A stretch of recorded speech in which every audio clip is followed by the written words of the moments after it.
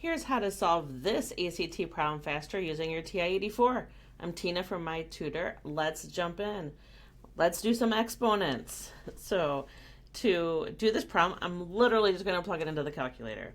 So I'm going to start with 4/5 to the -3/2. Oops, helps if I use the right number. -3/2. Okay, I'm going to get this crazy decimal. So how can I figure out which one is the same? Just going to type these in to see which one equals the same thing. So 5/2 is incorrect. To make it, if you're not a fan of using parentheses like I did here, I can make this look like a fraction by doing alpha this, the X button right next to it. And then I'm going to do 5 square root of 5, all divided by 8.